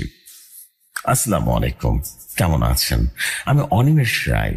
আজ আবারও আরেকটি নতুন স্টোরি কানেক্ট করেছি। যদি ঘটনাটি ভালো লাগে পড়ে শোনাবেন। ঘটনাটির নাম দিবেন অতৃপ্ত আত্মা। সাল 2008। আমি তখন ঢাকার এক বেসরকারি বিশ্ববিদ্যালয়ে আর্কিটেকচারের ছাত্র ছিলাম। আমাদের একটা কোর্স ছিল যেখানে পুরনো স্থাপনা নিয়ে গবেষণা করা হতো। এই কোর্সের অংশ হিসেবে আমাদের দলের 5 জনকে পাঠানো হলো মুন্সিগঞ্জের এক প্রত্যন্ত গ্রামে। সেখানে নাকি এক পুরনো জমিদার বাড়ি আছে যা প্রায় ধ্বংসস্তূপে পরিণত হয়েছে। আমাদের কাজ ছিল বাড়িটার স্থাপত্যশৈলী এবং ইতিহাস এবং বর্তমান অবস্থা নিয়ে একটা বিস্তারিত রিপোর্ট করা। আমাদের দলের ছাড়াও ছিল রিয়াদ, সুমন, তানিয়া আর মিঠু। রিয়াদ খুব সাহসী, সব বিষয়ে ওর আদম্য কৌতূহল। সুমন একটু ভীতু প্রকৃতির ছিল, তবে পড়াশোনায় খুব ভালো ছিল। তানিয়া আর রবিন দুজনেই খুব প্রাণবন্ত এবং আড্ডা পাচ্ছিল। আমরা 5 জন মিলে একটা মাইক্রোবাস ভাড়া করে রওনা দিলাম মুন্সিগঞ্জের দিকে। ঢাকা থেকে প্রায় 3 ঘন্টার পথ। পিচ ঢালা রাস্তা ধরে যখন মাটির রাস্তায় নামলাম তখন থেকে পরিবেশটা কেমন যেন বদলে যেতে শুরু করলো। রাস্তার দুপাশে ঘন জঙ্গল আর মাঝে মাঝে 2-1টা পুরনো বাড়ি। দেখি বোঝা যায় একটা সময় এই অঞ্চলে বেশ সমৃদ্ধ ছিল। গ্রামের কাছাকাছি পৌঁছাতে আমরা গাড়ি থেকে নামলাম। ড্রাইভারকে বলে দিলাম, কাজ শেষ করে আমরাই ফোন করব। গ্রামের ভেতরে ঢোকার পর একজন বয়স্ক লোকের সাথে আমাদের দেখা হলো। নাম ছিল রমজান চাচা। তিনি আমাদের জমিদার বাড়ির পথ দেখিয়ে দিলেন। বাড়িটা গ্রামের একদম শেষ প্রান্তে একটা বিশাল দিঘির পাশে দাঁড়িয়ে আছে।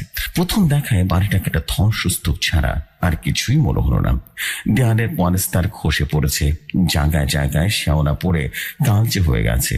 ছাদের বেশিরভাগ অংশ ভেঙে পড়েছে, আর সেই ভাঙা অংশ দিয়ে বট অশ্ব গাছের চারা গজিয়েছে। বাড়ির সামনে বিশাল লোহার গেট, মোর্চে ধরে প্রায় অকেজো অবস্থা। আমরা সাবধানে গেটটা ঠেলে ভেতরে ঢুকলাম। চারদিকে কেমন যেন একটা ব্যবসা গন্ধ, যেন বহু বছর এখানে মানুষের পা পড়েনি। উঠোনের মাঝখানে একটা শুকনো ফোয়ারা, আর চারপাশে আগাছার জঙ্গল ছিল। আমরা আমাদের ক্যামেরা, নোটবুক আর মাপার সরঞ্জাম নিয়ে বাড়ির ভেতরে ঢুকে পড়লাম। ভেতরের অবস্থা বাইরের চেয়েও খুব খারাপ ছিল। বিশাল বিশাল ঘর, উঁচু ছাদ, মোটা দেওয়াল, সবকিছুতে অভিজাত্যের ছাপ স্পষ্ট ছিল, কিন্তু এখন সবকিছুই কালের সাক্ষী হয়ে দাঁড়িয়ে আছে। কিছু কিছু ঘরে পুরনো দিনের আসবাবপত্র পড়ে আছে, ধরুন আস্তরণে ঢাকা। একটা বড় ঘরে ভাঙা পালঙ্ক, কয়েকটা চেয়ার আর বিশাল আয়না দেখতে পেলাম। আয়নার কাঁচ ঝাপসা হয়ে গেছে, তবুও আবছা ভাবে নিজের প্রতিবিম্ব দেখা যাচ্ছিল। রিয়াদ সাথে সাথে তার ক্যামেরা দিয়ে ছবি তুলতে শুরু করলো। সুমন আর আমি বাড়ির নকশা আঁকতে ব্যস্ত হয়ে পড়লাম। তানিয়া আর রবিন বাড়ির ইতিহাস নিয়ে স্থানীয়র সাথে কথা বলার জন্য গ্রামের দিকে গেল। কাজ করতে করতে কখন যে দুপুর ঘুরিয়ে বিকেল হয়ে গেছে আমরা খেয়ালই করিনি। চারিদিকে অদ্ভুত নীরবতা, শুধু থেকে থেকে পাখির ডাক আর পাতার মর্মর শব্দ সেই নীরবতা ভাঙছিল। হঠাৎ করেই পরিবেশটা কেমন যেন থমথমে হয়ে গেল। সূর্যের আলো কমে আসতেই বাড়িটার ভেতর থেকে আরো অন্ধকার রহস্যময় লাগতে শুরু করলো। আমরা ঠিক করলাম আজকের মতো কাজ শেষ করে ফিরে যাব। সরঞ্জাম গোছানোর সময় সুমন হঠাৎ করে বলে উঠল, দোস্ত, তোরা কি শুনলি? কিছুটা শুনতে পারলি?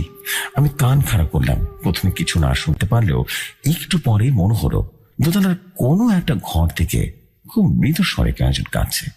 কান্নার শব্দটা এতটাই করুণ ছিল যে শুনলেই বুকের ভেতরটা কেমন যেন মোচড় দিয়ে উঠছিল। রিয়াজ সাহসী গলায় বলল, কে কে ওখানে? কোনো সমস্যা নাকি? কোনো উত্তর এলো না। কান্নার শব্দটা থেমে গেল। আমরা একে অপরের মুখের দিকে তাকালাম। সুমন ভয় ফ্যাকাশে হয়ে গেছে। ও বলল, চল এখান থেকে চলে যাই, আমার না একদম ভালো লাগছে না। রিয়াদ ওকে ধমক দিয়ে বলল, আরে ধুর, হয়তো বাতাসের শব্দ বা অন্য কিছু হবে, চল তো ওপরে গিয়ে দেখে আসি। আমিও কিছুটা ভয় পেলেও কৌতূহলের কাছে হার মেরে ফেললাম। আমরা তিনজন খুব সাবধানে ভাঙা ভাঙা সিঁড়ি বেয়ে দোতলায় উঠতে লাগলাম। সিঁড়ির প্রত্যেকটা ধাপে মর্মর শব্দ হচ্ছিল, যেন এই বুঝে ভেঙে পড়বে। দোতলায় উঠে দেখলাম একটা লম্বা বারান্দার দুপাশে সারি সারি ঘর। বেশিরভাগ ঘরের দরজায় ভাঙা বা খোলা। আমরা যে ঘরটা থেকে কান্নার আওয়াজটা পেয়েছিলাম বলে মনে হচ্ছিল সেটার দিকে এগিয়ে গেলাম। ঘরটা বেশ বড়সড়, কিন্তু প্রায় পুরোটাই ফাঁকা। শুধু এক কোণে একটা পুরোনো কাঠের সিন্দুক পড়ে আছে। ঘরের জানালাগুলো ভাঙা। সেই ভাঙা কাঁচ দিয়ে বিকেলের শেষ আলো এসে পড়েছে মেঝেতে। হঠাৎ রিয়াদ বলে উঠল, ওই দেখ। আমরা ওদিকে তাকালাম। ঘরের ধুলো মাখা মেঝেতে দেখলাম কয়েকজন তাজা পায়ের ছাপ। ছাপগুলো খালি পায়ের আর আকারে বেশ ছোট, যেন কোনো বাচ্চা মেয়ের পায়ের ছাপ। কিন্তু অদ্ভুত ব্যাপার হলো ছাপগুলো ঘরের মাঝখানে এসে হঠাৎ করে শেষ হয়ে গেছে, যেন কেউ হেঁটে হেঁটে মাঝপথে এসে বাতাসের সাথে মিলিয়ে গেছে। আমাদের সবার বুকের ভিতরে ধক করে উঠলো। এই নির্জন পরিত্যক্ত বাড়িতে একটা বাচ্চা মেয়ের পায়ের ছাপ কোথা থেকে আসবে? আর ছাপগুলোই বা মাঝপথে এসে থেমে গেল কেন? সুমন ফিসফিস করে বলল, আমি বলেছিলাম না এখানে কিছুটা সমস্যা আছে, চল। আর এক মুহূর্তে এখানে থাকবো না। এবার আর রিয়া তো কোনো আপত্তি করলো না। আমরা প্রায় দৌড় দিয়ে সিঁড়ি দিয়ে নিচে নামতে শুরু করলাম। নামার সময় আমার হঠাৎ মনে হলো কেউ যেন আমার পেছনে পেছনে আসছে। আমি ভয় পেয়ে পেছনে না তাকিয়ে এক দৌড়ে বাড়ি থেকে বেরিয়ে গেলাম এবং বাইরে এসে দেখি তানিয়া আর রবিন আমাদের জন্য অপেক্ষা করছে। ওদের মুখ বেশ গম্ভীর এবং ওরা আমাদেরকে দেখে বলে উঠলো, তোরা কোথায় ছিলিস? জানিস গ্রামের লোকেরা এই বাড়িটা নিয়ে কি সব অদ্ভুত কথা বলছে। আমরা ওদের কাছে পুরো ঘটনা খুলে বললাম। সব শুনে তানিয়ার মুখটা ভয় সাদা হয়ে গেল। ও বলল, গ্রামের লোকেরা বলছিল এই বাড়িতে নাকি এক জমিদারের ছোট মেয়ে অথচ তত্ত্ব ঘুরে বেড়ায়। মেয়েটা নাকি অল্প বয়সে তাই এত সম্পত্তির লোভে খুন করে এই বাড়িতে পুঁতে রেখেছিল। তারপর থেকে অনেকে নাকি এই বাড়িতে বাচ্চা মেয়ের কান্নার আওয়াজ শুনেছে আর তার ছায়ামূর্তি দেখেছে। আমরা সবাই চুপ করে গেলাম। এতক্ষণ যা করেছিল তাকে মনের ভুল ভেবে উড়িয়ে দেওয়ার চেষ্টা করেছিলাম, কিন্তু গ্রামের লোকেরা কথা শোনার পর আর সেটা সম্ভব হলো না। সূর্য তখন প্রায় ডুবে গেছে, চারিদিকে অন্ধকার নেমে এসেছে। আমরা তাড়াতাড়ি করে ড্রাইভারকে ফোন করে মাইক্রোবাসে নিয়ে আসতে বললাম। গাড়িতে ওঠার আগে আমি শেষবারের মতো বাড়িটার দিকে তাকালাম। দোতলার সেই ঘরটা ভাঙা জানালায় আবছা আলোয় আমার স্পষ্ট মনে হলো একটা ছোট্ট মেয়ের ছায়া মূর্তি দাঁড়িয়ে আছে। সে অপলক দৃষ্টিতে আমাদের দিকে তাকিয়ে আছে। আমার সারা শরীর যেন ভয় কাঁটা দিয়ে উঠল। আমি দ্রুত গাড়িতে উঠে পড়লাম। গাড়িটা যখন গ্রাম ছেড়ে শহরের দিকে এগুতে শুরু করলো তখন আমার চোখের সামনে সে ছায়া মূর্তিটা ভাসছিল। আমি বুঝতে পারছিলাম এই জমিদার বাড়ির রহস্য এত সহজে আমার পিছু ছাড়বে না। এটা তো ছিল কেবলমাত্র শুরু। গাড়ির ভেতরে অস্বাভাবিক রকমের চুপচাপ। ড্রাইভার রেডিওতে পুরোনো দিনের গান চালিয়ে দিয়েছে, কিন্তু সেই সুর আমাদের কারো কানেই ঢুকছে না। সবার মনেই তখন মুন্সিগঞ্জের সেই অভিশপ্ত জমিদার বাড়ির প্রতিচ্ছবি ভেসে উঠছে। আমি জানালার বাইরে তাকিয়ে আছি, কিন্তু অন্ধকার ছাড়া কিছুই চোখে পড়ছে না। তবে আমার মনে চোখের তখনও হাসছে দোতলার সেই ভাঙা জানালার ধারে দাঁড়িয়ে থাকা ছোট্ট মেয়েটির ছায়ামূর্তি। অপরকে স্থির সেই দৃষ্টি যেন আমার আত্মার গভীরে কেটে গেছে। শরীরটা কেমন যেন অবশ হয়ে আসছে। একটা শীতল স্রোত শির তাড়াতে বেয়ে নিচে নেমে যাচ্ছে। নিরাপত্তা ভাঙলো রিয়াদ। ও একটু কেশে গলা পরিষ্কার করে বলল, শোন, আমার মনে হয় আমরা সবাই একটু বেশি ভাবছি, বুঝলি? সারাদিন একটু ভাঙা বাড়িতে কাজ করে ক্লান্ত ছিলাম, তাই হয়তো হ্যালোসিনেশন হয়েছে। চিন্তা করিস না। ওর গলার স্বরে জোর থাকলেও কোথায় যেন একটা কাঁপনি ছিল, যা ওর স্বাভাবিক আত্মবিশ্বাসের সাথে একেবারেই বেমানান লাগছিল। সুমন প্রায় চিৎকার করে উঠল, হ্যালোসিনেশন? তুই বলছিস এটা হ্যালোসিনেশন? আমরা 5 জনকে একসাথে হ্যালোসিনেশন দেখেছি নাকি? হ্যাঁ, ওই পায়ের ছাপ, ওই কান্নার শব্দ, ওই গ্রামের লোকগুলো সবাই কি মিথ্যা গল্প বানাচ্ছে? পাগলামি করেছে না? সুমনের গলা ভয় রীতিমতো কাঁপছিল।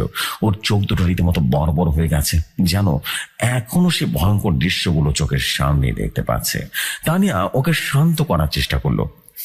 শান্ত হ সুমন, রিয়াদ হয়তো ঠিকই বলছে। আমরা হয়তো অতিরিক্ত ক্লান্তির কারণে এমনটা ভাবছি, আর গ্রামের মানুষেরা তো এমনিতে একটু কুসংস্কারাচ্ছন্ন হয়। কিন্তু তানিয়ার নিজের মুখও ফ্যাকাশে হয়েছিল। রবিন এতক্ষণ চুপ করেছিল, এবার ও খুব শান্ত কিন্তু ভারী গলায় বলল, গ্রামের লোকেরা যা বলেছে তা শুধু কুসংস্কার বললে কিন্তু উড়িয়ে দেওয়া যায় না। রমজান চাচা আমাদের যা বলেছে তা শোনার মতো। তিনি বলেছিলেন এই জমিদার ছিলেন খুব অত্যাচারী। তার একটা ভাই ছিল যিনি তার সম্পত্তির লোভে জমিদারের একমাত্র কন্যা আরোহীকে খুন করেন। মেয়েটার বয়স ছিল মাত্র 7 কিংবা 8 বছর। তাকে নাকি বাড়ির কোনো এক জায়গায় পুঁতে রেখেছে। তারপর থেকে নাকি মেয়ের আত্মা বাড়িতে ঘুরে বেড়ায়, মানে অতিরিক্ত আত্মা হয়ে গেছে আর কি। অনেকে নাকি সূর্যাস্তের পর ওই বাড়ি থেকে কান্নার আওয়াজ শুনেছে। রবিনের কথাগুলো শোনার পর গাড়ির ভেতরে বাতাস যেন আরো ভারী হয়ে গেল। ড্রাইভার আর চোখে আমাদের দিকে তাকাচ্ছিল, আর তার মুখও যেন এক প্রকারের আতঙ্ক। আমি ঢোক গিলে বললাম, মেয়েটির নাম আরোহী। নামটা উচ্চারণ করতে আমার বুকের ভেতরটা কেমন যেন করে উঠলো। মনে হলো এই নামের সাথে যেন আমার পুরো পরিচয় আছে। রিয়াদ আর কোনোই কথা বললো না। ও সিটে মাথা হেলান দিয়ে চোখ বন্ধ করে রইল। বাকিটা পথ আর কেউ কথা বললো না। ঢাকায় ফিরে আমরা যে যার মতো হোস্টেলে ফিরে গেলাম, কিন্তু সেই রাতের ঘুম আমাদের হারাম হয়ে গেল। বিছানায় শোয়ার পর থেকে বারবার মনে হতে লাগলো কেউ যেন আমার ঘরের ভেতরে পায়চারি করছে। খালি পায়ে হাঁটার একটা মৃদু ছোপ ছোপ শব্দ। আমি ভয়ে চোখ খুলতে পারছি না। মনে হচ্ছে চোখ খুললে দেখবো সেই ছোট্ট মেয়েটা আমার বিছানার পাশে দাঁড়িয়ে আছে। সারা রাত ভয়ে আতঙ্কে আমার সারা শরীর রীতিমতো ভিজে যেতে লাগলো। পরদিন সকালে বিশ্ববিদ্যালয়ের সবার সাথে দেখা হলো।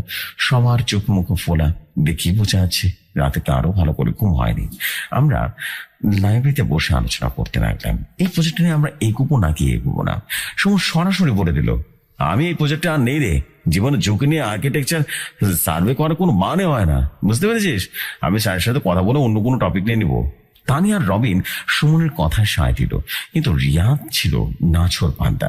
ওর চোখ মুখে রীতিমতো ভয়ের বদলে এক ধরনের জেদ দেখতে পেলাম। ও বলল, তোরা ভয় পাচ্ছিস কেন? এটা তো দারুণ সুযোগ। একটা ঐতিহাসিক জায়গার গোপন রহস্য উদ্ঘাটন করার একটা সুযোগ পাচ্ছি।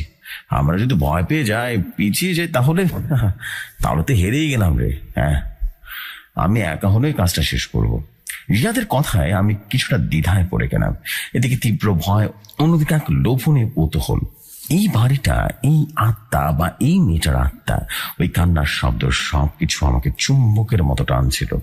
মনে হচ্ছে ওখানে এমন কিছু একটা আছে যা আমাদের জানা দরকার। আমি রিয়াদের দিকে তাকিয়ে বললাম, আমি তোর সাথে আছি। আমার কথা শুনে সুমন অবাক হয়ে গেল আর বলল, আর তোর কি মাথা খারাপ হয়ে গেছে? তুইও রিয়াদের মতো কথা বলছিস দেখা যায়। আমি বললাম, দেখ, ভয় আমারও করছে, কিন্তু আমার মনে হচ্ছে আমাদের কাজটা শেষ করা উচিত। যদি সত্যি এখানে কোনো অতিরিক্ত আত্মা থাকে, তাহলে তার মুক্তির জন্য হলেও আমাদের সত্যটা কিন্তু খুঁজে বের করতে হবে। তাহলে কিন্তু তার জন্য হলেও সত্যটা কিন্তু খুঁজে বের করা খুব দরকার। শেষ পর্যন্ত তানিয়া আর রবিন রাজি হলো, তবে শর্ত একটাই, আমরা একা যাব না। আমাদের আর্কিটেকচার ডিপার্টমেন্ট একজন প্যারাসাইকোলজিস্ট ডাক্তার জামান, যিনি এই ধরনের অলৌকিক বিষয় নিয়ে গবেষণা করেন, তাকে সাথে করে নিয়ে যাব। ডাক্তার জামানের সাথে যোগাযোগ করা হলো। তিনি আমাদের সমস্ত ঘটনা খুব মনোযোগ দিয়ে শুনলেন। তার মুখে কোনো বিশ্বাস বা অবিশ্বাসের ছাপ দেখলাম না, বরং তার চোখে মুখে এক ধরনের উৎসুক্য ফুটে উঠল। তিনি আমাদের সাথে যেতে রাজি হলেন। সাথে নিলেন তার কিছু সরঞ্জাম, EMF meter, thermal camera, digital voice recorder ইত্যাদি। কয়েকদিন পরে শনিবার সকালে আমরা আবারও সেই জমিদার বাড়ির উদ্দেশ্যে রওনা দিলাম। এবার আমাদের সাথে ডক্টর জামান আছে, এই জন্য মনের ভেতরে একটা সাহস পাচ্ছি। কিন্তু যতই আমরা গ্রামের কাছাকাছি যাচ্ছিলাম, ততই আমাদের বুকের ভেতরটা কেমন যেন ধরফর করে শুরু করলো। সেই ব্যবসা কণ্ঠ, সেই থমথমে পরিবেশ, সবকিছু যেন আগের মতো। আমরা যখন বাড়ির সামনে পৌঁছালাম, তখন দুপুর হয়ে গেছে। ডাক্তার জামান গাড়ি থেকে নেমেই তার ইএমএফ মিটারটা অন করলেন। যন্ত্র স্বাভাবিক রিডিং দিচ্ছিল। আমরা সবাই মিলে আবারও সেই মোর্চা ধরা গেট ঠেলে ভেতরে ঢুকলাম, এবং দিনের বেলাতেও বাড়িটার ভেতরে কেমন যেন অন্ধকারাচ্ছন্ন লাগছিল। ডাক্তার জামান আমাদের নিয়ে পুরো বাড়িটা ঘুরে ঘুরে দেখতে লাগলেন। তিনি বিভিন্ন জায়গায় তার যন্ত্র দিয়ে পরীক্ষা করে দিচ্ছিলেন। আমরা তাকে দোতলার সেই ঘরটায় নিয়ে গেলাম, যেখানে আমরা পায়ের ছাপ দেখেছিলাম। আজও ঘরের মেঝেতে ধুলোর আস্তরণ, কিন্তু পায়ের কোনো ছাপ নেই। ডাক্তার জামান ঘরের চারদিকে তার ইএমএফ মিটারটা ঘোরাতে লাগলেন। হঠাৎ করে ঘরের একটা কোণে সেই পুরনো সিন্দুকটা রাখা ছিল, এবং সেখানে যন্ত্রটার রিডিং অস্বাভাবিকভাবে বেড়ে গেল এবং তীব্রভাবে আওয়াজ করতে শুরু করলো। ডাক্তার জামান উত্তেজিত হয়ে বললেন, এখানে শক্তিশালী কোনো ইলেকট্রোম্যাগনেটিক ফিল্ড আছে। কোনো স্বাভাবিক কারণে এমনটা হওয়ার কথা নয়। তিনি তার থার্মাল ক্যামেরা বের করলেন এবং কোণার দিকে তাক করলেন। ক্যামেরায় স্ক্রিনে যা দেখলাম, তাতে আমাদের রক্ত হিম হয়ে গেল। ঘরের কোণায় তাপমাত্রা আশেপাশের তুলনায় অনেক কম, আর তার ক্যামেরার স্ক্রিনে আমরা স্পষ্ট দেখলাম একটা আবছা শীতল অপূর্ব ছোট্ট বাচ্চার আকৃতির অপূর্ব ওই সিন্দুকটার পাশে স্থির হয়ে দাঁড়িয়ে আছে। সুমন ভয় বলল, মাগো বলে চিৎকার করে উঠলো। তানিয়া আর রবিন একে অপরকে জড়িয়ে ধরে কাঁপতে লাগলো। রিয়াদের মুখ থেকে রক্ত সরে গেছে। আমার মনে হচ্ছিল আমার হৃৎপিণ্ডের বুঝি এই বুঝি বন্ধ হয়ে যাবে। ডাক্তার জামান কাঁপা কাঁপা হাতে ডিজিটাল ভয়েস রেকর্ডারটা অন করে বললেন, এখানে যদি কেউ থাকো, আমরা তোমার কোনো ক্ষতি করতে আসিনি। মূলত আমরা তোমাদের সাহায্য করতে আসছি। তোমার নাম কি? কোনো উত্তর এলো না, শুধু ঘরের তাপমাত্রা আরো কমে গেল। আমাদের নিঃশ্বাস নিতেও যেন কষ্ট হচ্ছিল। হঠাৎ করে রেকর্ডার থেকে একটা হিস হিসে অস্পষ্ট আওয়াজ ভেসে এলো। আওয়াজটা এতটাই ক্ষীণ যে প্রথমে বোঝাই যাচ্ছিল না। ডাক্তার জামান রেকর্ডারটা কানের কাছে গিয়ে মনোযোগ দিয়ে শুনলেন। তারপর তার মুখ আতঙ্কে বিবর্ণ হয়ে গেল। তিনি ফিস করে বললেন, ওটা কিছুটা বলছে। রিহাত অধৈর্য হয়ে জিজ্ঞেস করলো, কি বলছে স্যার? ডাক্তার জামান আমাদের দিকে তাকিয়ে বললেন, ও বলছে আমাকে বের করো, এখানে নাকি খুব ঠান্ডা, এই কথা শোনার সাথে সাথে ঘরের সেই কোণ থেকে তীব্র কান্নার আওয়াজ ভেসে এলো। সে একই করুণ হৃদয় বিদারক কান্নার শব্দ যা আমরা প্রথম দিন শুনেছিলাম, কিন্তু এবার শব্দটা আরো বেশি স্পষ্ট, আরো বেশি কাছে। মনে হচ্ছে কেউ যেন আমাদের কানের কাছে এসে কাঁদছে। কান্নার শব্দের সাথে ঘরের জানালাগুলো সজোরে কাঁপতে লাগলো, যেন কেউ অদৃশ্য শক্তি সেগুলোকে নাড়াচ্ছে। ধুলো মাখা সিন্দুরটার নিচ থেকে একটা ক্যাচ ক্যাচ শব্দ করে সামান্য নড়ে উঠলো। আমরা আর এক মুহূর্ত সেখানে দাঁড়াতে পারলাম না। আতঙ্কে চূড়ান্ত সীমায় পৌঁছে আমরা সবাই পাগলের মতো চিৎকার করে ঘর থেকে বেরিয়ে সিঁড়ির দিকে দৌড় দিলাম। আমাদের পিছনে তখন সেই ছোট্ট মেয়েটার কান্নার শব্দ। আমাকে বের করো, কথাগুলো যেন প্রতিধ্বনিত হচ্ছিল। মনে হচ্ছিল সেই অতৃপ্ত আত্মা যেন আজ আমাদের যেতে দেবে না। ভয় পেয়ে গেলাম। সিঁড়ি দিয়ে নামার সময় আমার পা কাঁপছিল। প্রত্যেকটা ধাপ নাম থেকে মনে হচ্ছিল এই বুঝে পড়ে যাব। আমাদের সম্মিলিত চিৎকারের দৌড়ে সেই পূর্ণ বাড়িটা রীতিমতো কেঁপে উঠল। পেছনে সেই কান্নার শব্দ, আর্তনাদ ক্রমশ যেন তীব্রতর হচ্ছে। আমাকে বের করো, আমার খুব ঠান্ডা লাগছে, আমার দম বন্ধ হয়ে আসছে। কথাগুলো আর অস্পষ্ট নয়, তীক্ষ্ণ ছুরির মতো স্পষ্ট ভাবে শুনতে পাচ্ছি। আমার মনে হচ্ছিল সদরের কান দিয়ে নয়, আমাদের মস্তিষ্কের ভেতরে প্রতিধ্বনিত হচ্ছিল, এতটাই স্পষ্ট। আমরা প্রায় হুড়মুড় খেয়ে একে অপরের গায়ের উপরে পড়ে গেলাম এবং বাইরে উঠোনে এসে দাঁড়ালাম। পরন্ত বিকেলের আলোতে আমাদের কাছে চারপাশটা কেমন যেন ফ্যাকাশে আর প্রাণহীন লাগছিল। আমরা সবাই হাঁপাচ্ছি, বুকের ভেতরে হাতুড়ির মতো পেটাচ্ছে। সুমন মাটিতে বসে পড়েছে, ওর মুখটা কাগজের মতো সাদা। তানি আর রবিন কাঁদছে আর ভয়ে শরীর যেন থরথর করে কাঁপছে। একমাত্র ডাক্তার জামানি কিছুটা স্থির হয়ে থাকার চেষ্টা করছেন, কিন্তু তার কপালে জমে থাকা ঘাম আর বিস্ফারিত চোখ তার ভিতরের আতঙ্ক আরো বেশি স্পষ্ট করে দিচ্ছিল। রিয়াদ প্রথমেই কথা বলল, তার করার শুকিয়ে কাঠ। স্যার, স্যার ওটা কি ছিল? আমরা এখন কি করব? ডক্টর জামান কাঁপা কাঁপা হাতে পকেট থেকে রুমালটা বের করে মুখ মুছলেন। তিনি ভাঙা ভাঙা গলায় বললেন, আমি আমার জীবনে অনেক রকম এরকম ভয়ঙ্কর ঘটনার সম্মুখীন হয়েছি, কিন্তু এমন জীবন তার শক্তিশালী উপস্থিতি আমি আগে কখনো অনুভব করিনি, দেখিও নি। এটা তো কোনো সাধারণ আত্মা নয়, এর মধ্যে প্রচন্ড কষ্ট, রাগ আর আকুতি জমে আছে। ও সেটা বলতে চাইছে, কিছু একটা থেকে মুক্তি চাইছে। মুক্তি? সুমন প্রায় আর্তনাদ করে উঠল।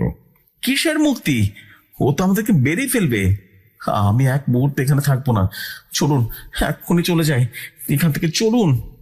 হঠাৎ করে বাড়ির ভেতর থেকে একটা শব্দ এলো। এক মুহূর্ত আগে সে কান্নার রোল, আর্তনাদ, সে কাপড়ের সব উধাও। চারিদিকে নেমে এলো অস্বাভাবিক ভুতুরে নীরবতা। এই নীরবতা আগের চিৎকারের চেয়েও আরো বেশি ভয়ঙ্কর। মনে হচ্ছে ঝড়ের আগের মুহূর্ত। কোন অদৃশ্য শিকার যেন নিঃশব্দে ওঁত পেতে বসে আছে আমাদের ভুলের অপেক্ষায়। ডক্টর জামান ইএমএফ মিটারের দিকে তাকালেন। যন্ত্রটা এখন শান্ত, কোনো রিডিং নেই। তিনি ফিসফিস করে বললেন, ও থেমে গেছে, কিন্তু ও যায়নি। ও আমাদের উপরে এখনো পর্যবেক্ষণ করছে। এই কথাগুলো শোনার পর আমার শির দানা দিয়ে যেন শীতল স্রোত বয়ে গেল। মনে হলো দোতলার সেই ভাঙা জানালা দিয়ে একজোড়া চোখ আমাদের দিকে দেখছে। আমি ভয়ে সেদিকে তাকাতে পারলাম না, কেমন যেন ভয় লাগছিল। আমরা সবাই রীতিমতো কিং কর্তব্য বিমূঢ় হয়ে দাঁড়িয়ে আছি। তখন ঘটলো সব চাইতে ভয়ঙ্কর ঘটনাটা। যে সিন্দুকটা আমরা দোতলার দিকে রেখে এসেছিলাম, সে বিশাল ভারী কাঠের সিন্দুকটা বিকট ঘর্ষণের শব্দ করে সিঁড়ি দিক গড়াতে গড়াতে নিচে নামতে শুরু করলো। প্রত্যেকটা সিঁড়ির ধাপে বাড়ি খেয়ে সিন্দুকটা এমন এক বিকট শব্দ করছিল যা আমাদের কানে টানা লেগে যাওয়ার মতো অবস্থা হলো। আমরা ভয় পাথর হয়ে সেই দৃশ্যর দিকে তাকিয়ে রইলাম। সিন্দুকটা গড়াতে গড়াতে একেবারে আমাদের কয়েক হাত দূরে উঠোনের মাঝখানে এসে সজোরে আছড়ে পড়লো। সিন্দুকটা পড়ার সাথে সাথেই এর মরচে ধরা টানাটা একটা ঝনঝনে শব্দ করে ভেঙে গেল এবং টানাটা সামান্য ফাঁকা হয়ে গেল। সেই ফাঁক দিয়ে কলকল করে বেরিয়ে আসতে লাগলো ঘন কালো ধোঁয়ার মতো কিছু একটা, এবং ধোঁয়াটার সাথে একটা তীব্র পচা গন্ধ যা আমাদের বমির উদ্রেক করে দিচ্ছিল। ডক্টর জামান চিৎকার করে উঠলেন, কি ওটার কাছে যাবে না, কেউ না, ওটা একটা ফাঁদ। কিন্তু রিয়াদের মধ্যে তখন ভয় আর কৌতূহলের বদলে অন্য কিছু কাজ করছিল।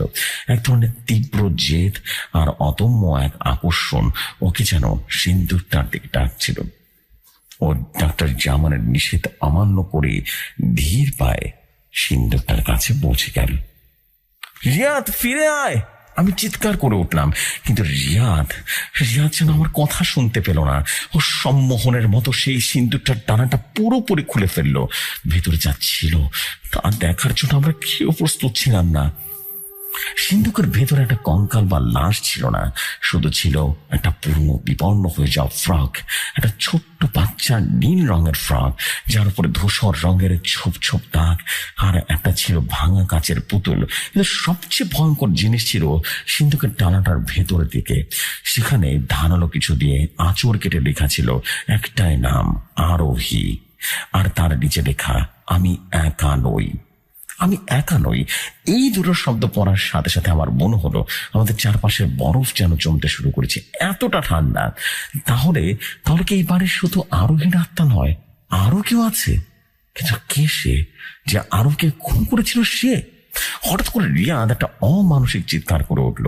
ও সিন্দুক থেকে রীতিমতো ছিটকে পেছনে সরে গেল। ওর চোখ দুটো কোঠর থেকে বেরিয়ে আসার উপক্রম হলো। ও আঙ্গুল তুলে সিন্দুকের ভেতর দিয়ে রীতিমতো নির্দেশ করে কাঁপতে কাঁপতে বলল, ভেতরে আরেকটা নাম। আমি ভয়ে ভয়ে এগিয়ে গেলাম। রিয়াদের দেখানো জায়গায় আরোহীর নামটা ঠিক নিচেই প্রায় অদৃশ্য ভোজা কালিতে নতুন একটা আঁচড় কেটে লেখা হয়েছে আরো একটা নাম। নামটা দেখে আমার পায়ের তলার রীতিমতো মাটিটা সরে গেল। আমার নিঃশ্বাস বন্ধ হয়ে এলো। সেখানে লেখা ছিল অনিমেষ। আমার নাম! কিভাবে, কিন্তু কেন? আমার নাম কিভাবে এলো? আমি তো বাড়ির কাউকে চিনি না। আমার সাথে এই ঘটনার কোনো সম্পর্ক নেই। আমার মাথা যেন করতে লাগলো। আমার মনে হলো আমি জ্ঞান হারিয়ে ফেলবো।